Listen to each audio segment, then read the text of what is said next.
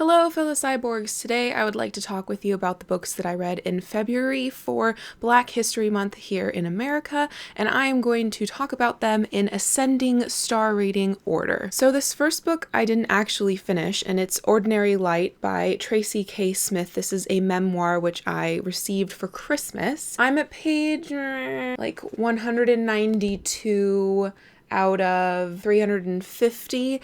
And at this point, I'm not sure if I'm going to continue on. Tracy K. Smith is otherwise a poet as well as a memoirist, I guess you could say.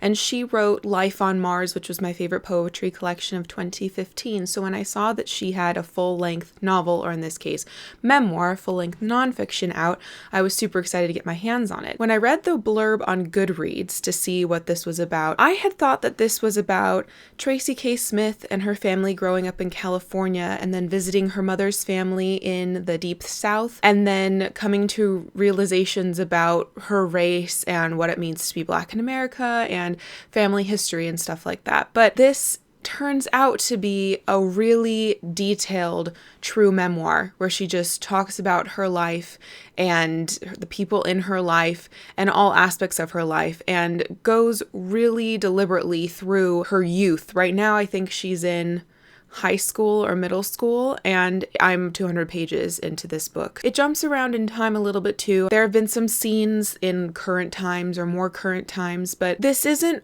necessarily as much about being Black as I was expecting it to be, or hoping it to be, hoping to learn about.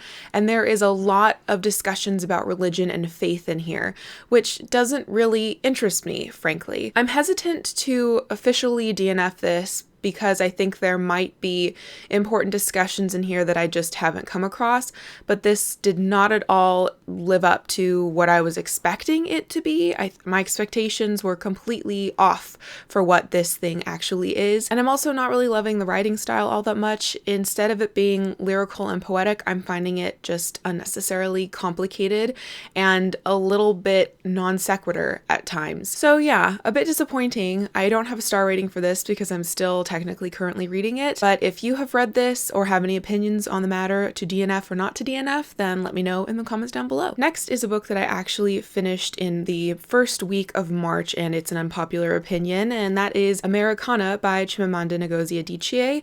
I gave this 2 out of 5 stars. I was really unimpressed with this, with the writing style specifically, with the organization of this story, and with what this story was trying to do. I think that I would have got on so much better with Americana if it had been purely nonfiction about race, immigration, and culture, and the differences between being Black and being Black in America. In here, a character writes a blog about race, and those blog entries that we get to read were some of my favorite parts in here. Otherwise, I just didn't really connect with any of the characters in the story. The main character, Efemelu, I never quite understood her personality, her motivations, and this is a almost 600-page book, and even by the end, she was doing things that I didn't really understand why she was doing them. I also really disliked the organization, whatever organization in this book there is, because it seamlessly and disorientingly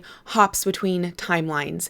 And this book is divided into 5 or 6 parts, but I thought that that was just kind of a last-minute effort to create a semblance of organization in an otherwise really messily constructed plot. I wasn't really convinced that we needed 2 point-of-view characters, and I think the only reason why we got Obinze's point of view, or it was important for us to get Obinze's point of view, was to then believe in the romance that he was a part of in here. And I really didn't like how this book flip-flopped between being a serious discussion about immigration, culture, and race, and then being a love story. And it didn't seem like in any one scene Adichie could successfully integrate those themes. It was either talking about one or the other. So I was very unimpressed with this, and I wish that I had loved this because so many people love it, and I'm not sure if it was the hype curse that got me or what, but yeah, I did not love this at all. I learned a lot of things, but I did not love this as a novel. The big impressive book of the month was Roots by Alex Haley, which is big. It's almost 700 pages long, and it's the saga of an American family. I ended up giving this 3 out of 5 stars, but this was a really challenging book for me because I kind of wanted to DNF it continuously whilst I was reading it. Now, this got 3 out of 5 stars rather than 2 because I thought that at the end of this story, Alex Haley talks about why he wrote this, and he offers up that this is an example story of someone in America's family history which has been lost in time because their ancestors for many years that they were in America were not treated as people, so there wasn't accurate records for them. So if you are one of those Black people in America who don't know where you came from, don't know who your ancestors are, just because the nature of the white census takers didn't care about tracking your family, then you could imagine your family story being something like this. So he's offering up his family story as a surrogate or an example of many people's family histories in America. I really liked that sentiment, and I think that's an important thing to think about, but I just did not really like this as a book. I thought that the pacing was really weird.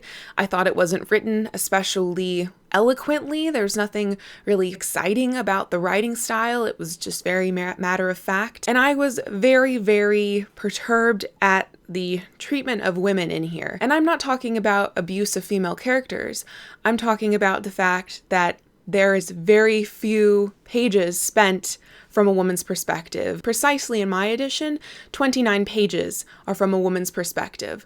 Otherwise, the perspective character is always male, and the women are just referenced or talked about or, say something in a conversation, but it's from a male's perspective. And that one female character, it seemed like she had chapters from her perspective just long enough, mild spoiler here, so skip 5 seconds if you don't want to hear, just long enough for her to get raped and then have a son to grow up so that the perspective could switch to him. So I was very perplexed as to why Alex Haley felt the need to track his family history and yet focus solely on the men in that history. I'm also really uncomfortable about the plagiarism and controversy surrounding this book. So I don't really understand, apart from this being the first book of its example, perhaps the only book of its example, why this is so revered. I would love to discuss it with you in the comment section. I probably missed something, but unfortunately I didn't enjoy this nearly as much as I was hoping to, and especially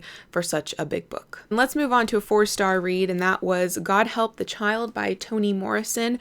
I actually read 2 Toni Morrisons in the month of February. This one I listened to on audiobook because I've been doing a lot of audiobook listening lately. This was a really tough read because the main theme in this book is child sexual abuse and how that intersects with different people's lives and how that can be a part of different people's lives. So we have characters in here who lie about child sexual abuse, who are victims of child sexual abuse, who witness child sexual abuse, who are accused of child sexual abuse, who abuse children sexually. We get a whole gamut of how this atrocity of humanity intersects with people's lives. When I was first listening to this, reading it, I didn't think that it was going to resonate with me. I thought it was going to just end up being gratuitously violent and sickening, and that there wasn't going to be a point to it.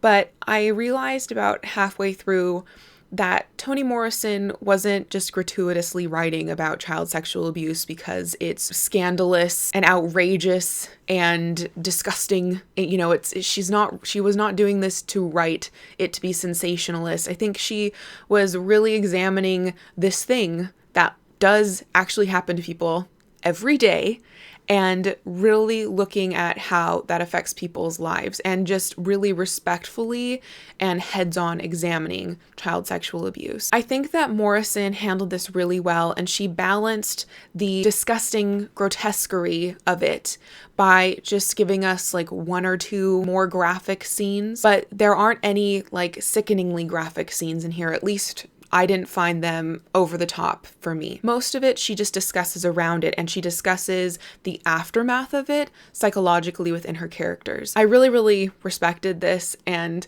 while the writing style in this and the characters in here weren't my preferred, I still really, really enjoyed this, and I'm really looking forward to reading more and more Morrison. And finally, the 5-star and my favorite read of the month is Song of Solomon, also by Toni Morrison. I actually read this before reading God Help the Child because I had recently hauled this, and I have been told as a helpful hint that when trying to take down your TBR, you need to read your new acquisitions ASAP. So I decided to pick this up before picking up God Help the Child, and because I love this so much, I jumped right into God Help the Child. This was so good. This was so good. It was beautifully written, psychologically deep, magical realism, mystery, and mythology.